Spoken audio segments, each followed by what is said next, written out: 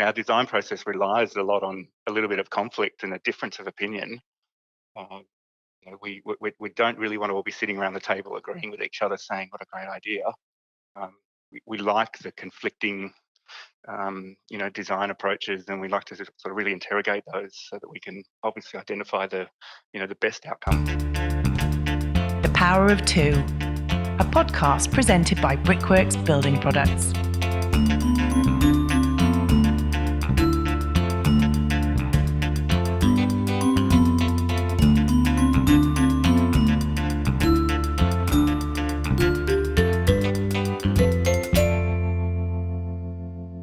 G'day, I'm Tim Ross, and welcome to The Power of Two, a podcast where I talk to architects who are partners in work and in real life.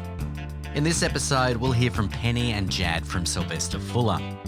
Now, this car-loving Sydney couple will take us for a drive through their career and give us a window into starting a business smack bang in the middle of the GFC and their latest challenge to make a building almost disappear. Throughout the chat, I think you'll really notice their spirited commitment to design. I'll stop mucking around. Let's hear it. Penny Fuller and Jad Silvester.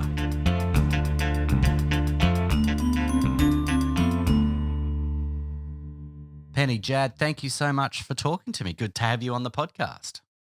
Thanks for having us, Tim. Oh, it's an absolute pleasure. And let's start things off. And let's go back in time, shall we, to how you both met. Well, we actually, it's an architecture story, Tim. Oh, good. Stories are.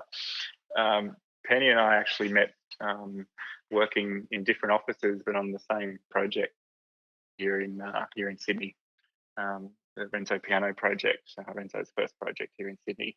And we were both, I guess, fortunate have roles on that project directly out of university, and so we met across the hall of Renzo Piano's office.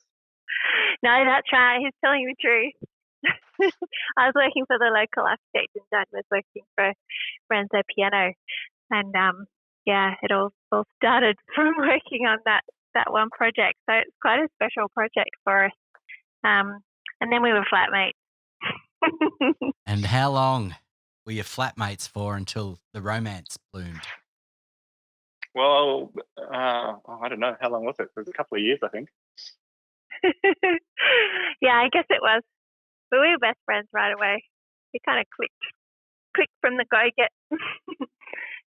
I've never bothered to ask you this, but so you were friends for how long? Well, you see, Tim, Penny had another boyfriend when I first met her. Oh. So I had to buy time. Well, and he used to say to me, this other boyfriend, he used to say, well, you get along with Jad better than you do with me. I was like, actually, I do. So that was the end of that. And so what was the moment when it all started? What was there, an evening or is there a date? This is getting very personal very quickly. I'm staying quiet. We can't reveal all our secrets. No, that's okay, And the rest is history. Rest is history. That was the beginning of forever. Yeah. So then your time overseas, was that together or separately? We were working in separate countries, yeah. So for how long was it, Penny? About 5 years or so, 5-6 years actually. We sort of hopped around. For the majority of that time, Penny was based in London and I was based in Switzerland.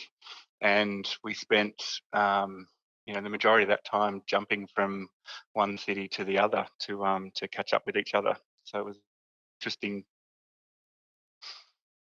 You like a roadblock, don't you guys? And so you're working overseas, you're doing great work. We've gone through how you've got together as a couple. How did you imagine that you would always work together? It was certainly something that we'd talked about, but I think it was probably more, it got to a point where I think we thought it might be nice to live in the same city together, first of all. We both of us were in situations where we really had to decide if we were going to stay more permanently working with overseas, or take the step and basically come back home, which is Sydney for both of us. And then we made the decision to come back and start our own practice in 2008, I might add. So GFC time, if everyone remembers what that was like. We'll come back to that in a second. I mean, Yeah. Penny, how hard was it to come home after living an exciting life overseas? Yeah, it was a big decision to make, but I think it was also exciting to think of the next chapter as well. So it was a positive thing for us to live in the same city. I mean, that was a big thing. And to come back, Sydney's not a bad place to live. No, that is true. I mean, so you go from 5 years of being together but not being together, living in separate cities, and then you come home, you're married, and then you work together. What's the plan for what you'd like to achieve in 2008 during the GFC? Well, I think at the time we probably would have just been happy to have made it to 2009. There was not a lot of work around. We were very fortunate that we won a small competition to design a church, and that basically kept us going during a period where there just wasn't a lot happening in Sydney at the time. And how does that affect you? I mean, I think it's probably something that certainly what's going on at the moment shape people in the future. But during that time, how did it shape you as architects and as your firm? I think it taught us really good lessons, actually. I mean, they're good life lessons and especially good lessons to learn if you're going to run a business, how to be efficient and frugal and not take anything for granted. And I suppose that time felt like normal for us. And I suppose now, yes, obviously now it's completely different really, but we have some experience because we started in a difficult situation of now applying those lessons we learnt then to this period. So really, not taking anything for granted at all and being very efficient. And we've taken those lessons through the growth of our practice. Always being smaller than we could be has been an important thing for us, so that we're able to remain efficient and nimble, and you're not forced to have to let people go.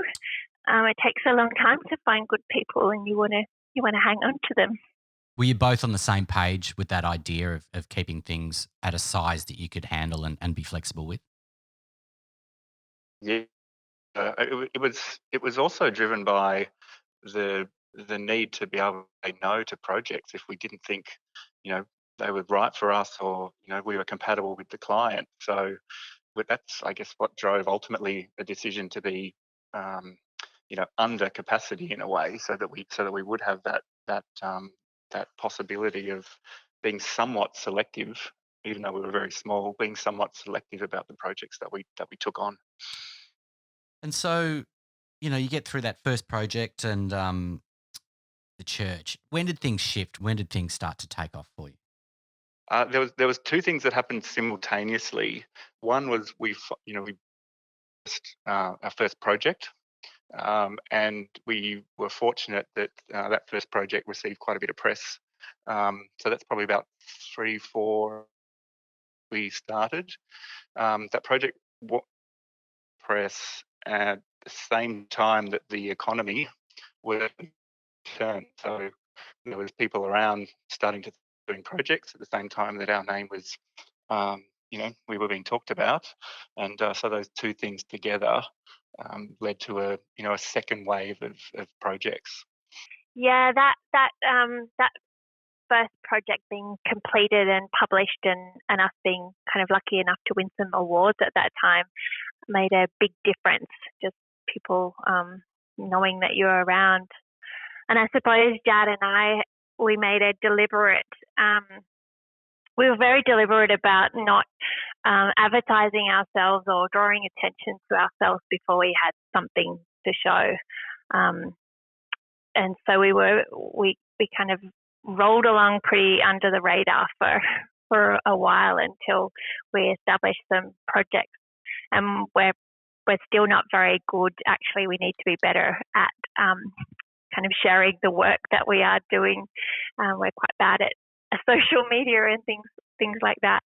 But it was deliberate to begin with, for sure, that we weren't just kind of talking about nothing yet. You've got to prove yourself. And was it harder being away for that period of time and then coming back and then opening up shop?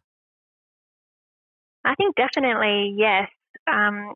We didn't have that contact base at all, and it took quite a while to build that up. We had a few small leads, enough to let us know it's probably a good time to come back and try. But we certainly didn't have a good contact base. That definitely was a disadvantage to start with, coming to a different country. And where you sit today, and the way that you work together, has it changed over the years since those early days? I don't think the way we work together has changed all that much. What has changed is how many other people we have working with us. We started just the two of us, and we're now, I think we're 18 or so people now. So obviously that has allowed us to dissolve some responsibility and spread the load of actually running the practice amongst some of our more senior people. But the processes and the way we think about design, that I don't think that's really changed a lot over this over the 10 years or so that we've been practicing. First and foremost, we're a team, and collaboration is really important to us. And we started our office as two, and so it's always been about collaboration, and that's just grown as the office has grown with us. And we complement each other. I guess we're always across all of the projects, but inevitably we need to have different responsibilities. And so we do have complementary skills, so we work really well together. And Jad, how do you see that? How does it work for you guys? What's the magic? I think Penny's a lot more patient than I am. So, I can often only really think about one thing at a time. Penny has the ability to think about many things, many projects all at once. I need to focus on one thing at a time. Penny's, probably better at resolving and or identifying problems and identifying parts of a project that are not as good as they could be, and really getting in and solving those. I'm probably a little more big picture, and thinking. We always try to put ourselves in the position of the client, and how what do we need to do, and what work do we need to produce to be able to communicate effectively to our clients. So I think from my perspective, I'm often trying to jump out of the project and see things from their perspective. I think the other thing that's different about us, which works well together, is Jad is much more of a risk taker than I am, and it's important to take risks. Sometimes you need to, otherwise you stagnate. So it's good to have that part of the team. He's the crazy one. Sometimes. It's all relative. You're listening to The Power of Two, and my guests today are Penny and Jad from Silvester Fuller. If you'd like to see any of the projects discussed in this series, just head to the gallery at brickworks.com.au.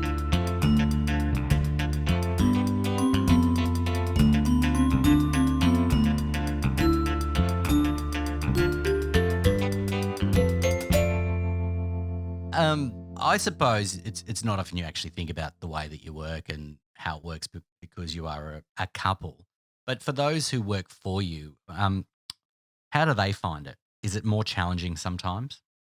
Because we are a couple, we have the ability to be able to talk very frankly to each other and very directly. Having said that, we still are pretty open and direct with everybody in the studio as they are with us. So if anything, it probably helps the fact that we, Penny and I, we obviously do know each other very well, and we've established a culture of being very open and frank with each other.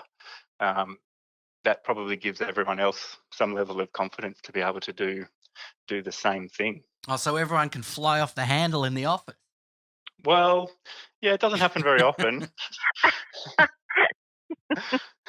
In fact, because we're talking and being so frank with each other, we're probably less likely to get into situations where someone is a bit frustrated about something, because we like to get things out in the open pretty quickly. And our design process relies a lot on a little bit of conflict and a difference of opinion. We don't really want to all be sitting around the table agreeing with each other, saying what a great idea. We like the conflicting design approaches, and we like to sort of really interrogate those so that we can obviously identify the best outcome. Does work stop when you get home? Yes. It does, and that was something that we worked on actually in the beginning. When you're trying to get things going, inevitably you're talking about things all the time. But we very quickly learnt that we do need to have some separation from the office, and so we don't take things home with us. We don't talk about things all the time. Gosh, that seems to me be quite difficult.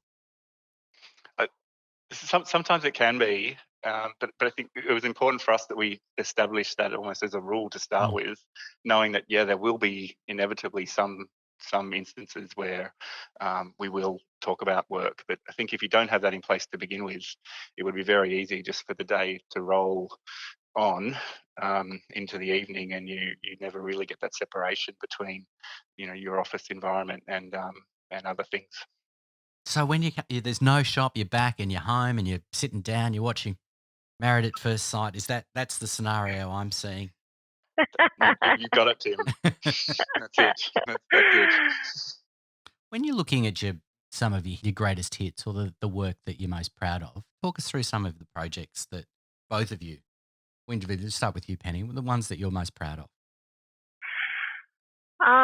They're all like our children, so I really couldn't pick one or some that I'm most proud of. They're all really especially important projects, and I really mean that actually. We don't have any duds. Obviously, our first project was really special for us. I'm super proud of that project, and it had the world's smallest budget really, and a big ambition. So it was a project that we had to handle very carefully, but be really creative in our resolution of problems to have a result. To get the result that we did, we had to work hard for it. And I think when you've got times of difficulty or financial stress, it does bring out a requirement for ingenuity. So that project really was all about that, and it was a good stepping stone. But there's I guess there's special elements about all of them. Do you have a favourite one, Jad? Look, I think if you had to sort of pick projects, the projects that stand out for me are, and it's maybe a bit counterintuitive to say, are actually the ones that are more constrained than others. I think we really kind of relish, opportunities where the budget might be very tight, the site might be very difficult, there might be a very difficult building envelope to deal with, or planning controls. That's where I think we really probably do our best work, where we really knuckle down and search for what the hidden potential can be, or what that solution is that is not immediately apparent at the beginning. We actually won a project because Jad said that in the interview, that we love constraints. I think that really resonated with the client, and we got the job. Yeah, it came back and bit us a bit in the end, but it was still good. We got the project. Now, what happened when you went to the Maldives? This is like our second half, Tim.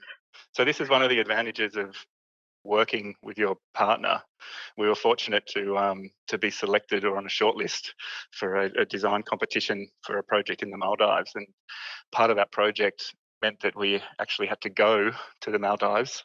The client took us over there, and we had to essentially visit all of the competing resorts and experience those resorts to understand what our competitors were doing, so that we could then basically design something better. So that's up there with one of the better site visits I think we've had.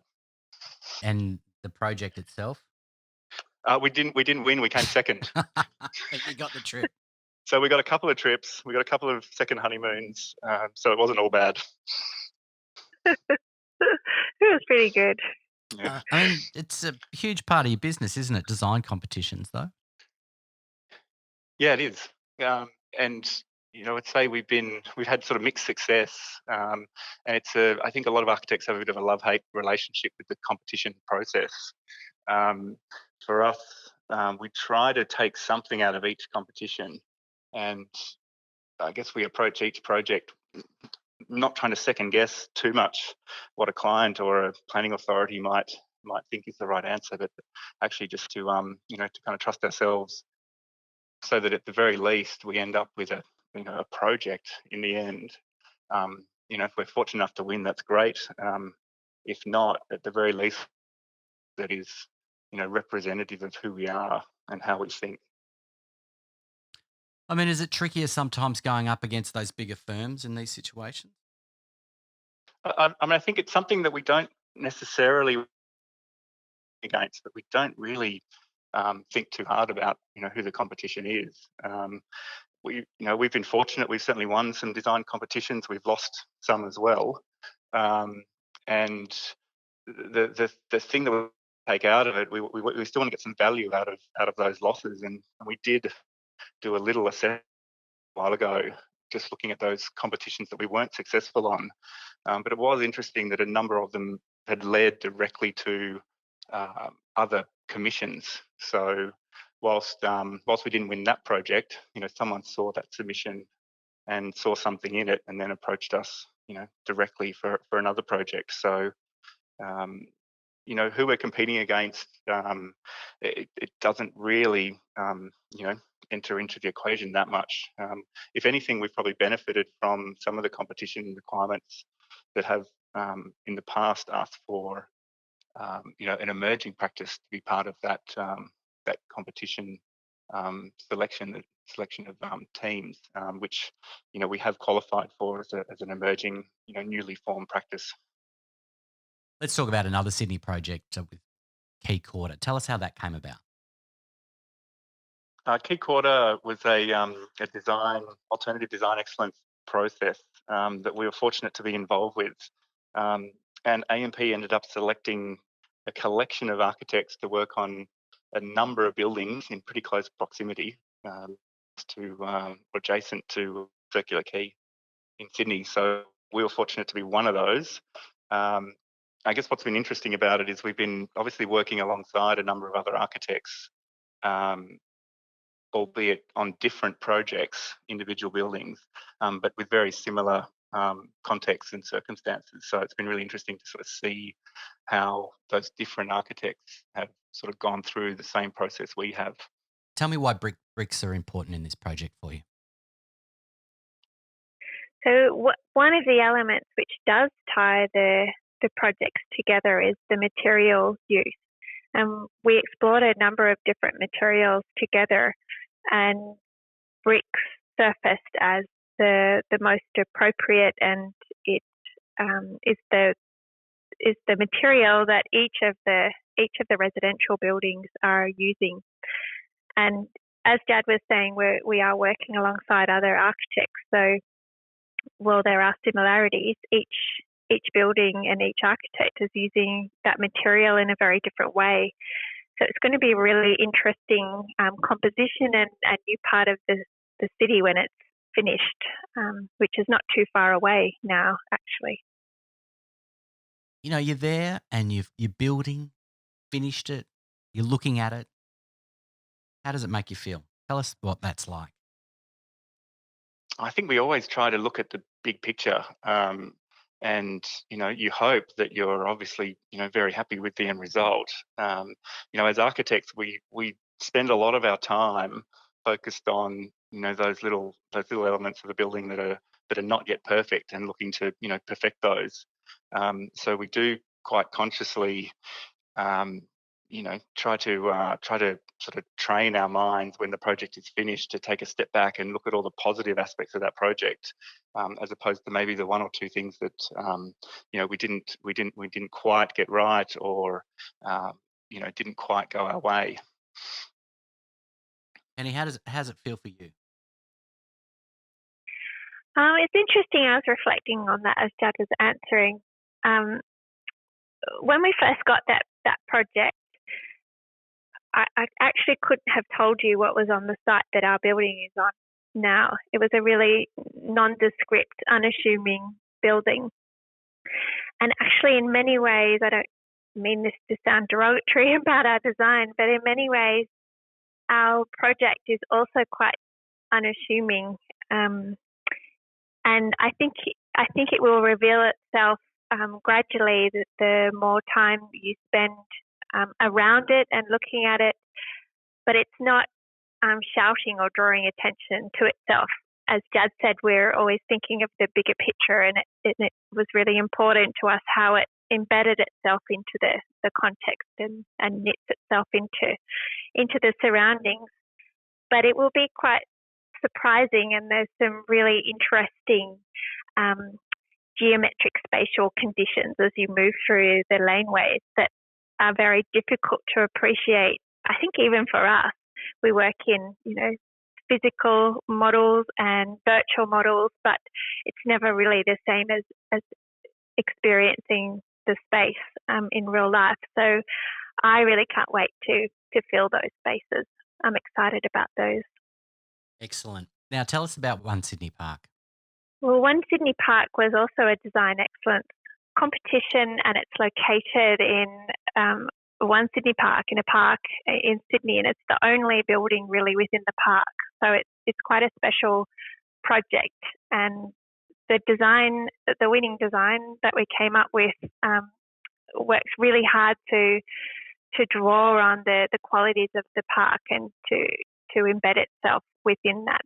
And it was a very specific architectural response that we arrived at together in order to achieve that result. I mean, I saw you present on this, which was fantastic. But so the idea is that the building sort of almost disappears into the park. Yeah, it does. It's quite similar to a way a tree works, and it's very difficult in one way to trace a very definite line around an edge of a tree. It's fuzzy, and the edge of the building is treated the same way, where it meets the park and rises above the treetop. So while we're not wanting to literally just cover it in green to make it fit in with the park, we're really looking at how the architecture can mimic in a way what a tree does, so it can really embed itself in and not rely on that they're having to be green grown all over it. So how did bricks come into play with this project?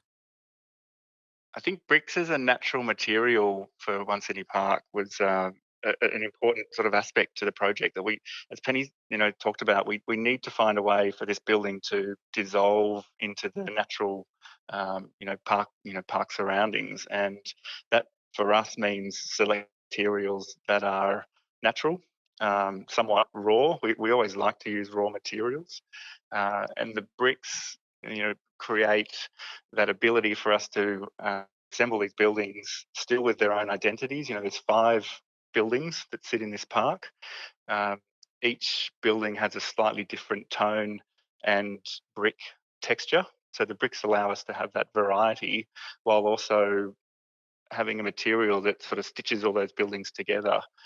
So you ensure that you deliver a sense of place and cohesion while still delivering some diversity and some uniqueness for each of those individual apartment buildings. It's a tricky building. It's an interesting one, that project, because the brief is almost, how do you make the buildings disappear? And often as architects, we actually want people to see our buildings. And so that is a little bit counterintuitive in a way for an architect to want a building to disappear. But again, the constraints of that site presented some really interesting opportunities that we really relished. So when you guys started working together, was it, let's see how this go, or was it a definite decision to go forever, go for broke? I think when we started, we were very sort of open-minded about it, and I think it was more of an approach of, well, let's give this a go. Let's see if it's going to work, and if it's going to work really well. But we did go in with our eyes wide open. We certainly spoke to some other people we knew who'd been in business with their life partners, and so they certainly gave us some good advice, which we certainly listened to at the beginning. But I don't think we certainly were optimistic that it would go well. We didn't see at the beginning any reasons why it wouldn't. But it was, I think, for us a case of let's see how we go. Yeah, I would agree with that. I think that we always hoped that it would go well, and definitely went into the arrangement with eyes wide open, but also saying to each other that it was more important for us to be together than to work together. So if it wasn't working out, then we would change tack. I like that. Now, let's see if I can hit the right button. That's the wrong one. Now, as we come to a close, let's go back in time again. And you're on the couch together as housemates. And if you could fast forward to today, you're there and you're watching whatever you were watching, and you could see the body of your work and the way you live today, what would you think? I'll start with you, Penny. Oh, well, that's a hard question. I think it would have been hard to imagine it could turn out so wonderfully. Great answer. Jad? Pretty happy, I think. I think it's I found out better than I probably could have expected at that time. Right answer. I love it. Penny and Jad, thank you very much for your time. Keep up the fantastic work, and it's been a delight to have you on the podcast. Thank you, Tim, for having us. We really enjoyed the conversation.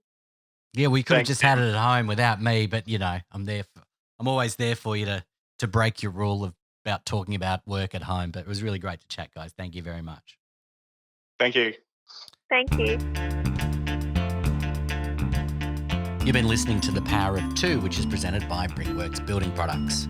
For more on this series, you can visit brickworks.com.au, or you can check out the Brickworks YouTube channel, or go to the Apple Podcasts app. I'm Tim Ross. Thanks so much for listening.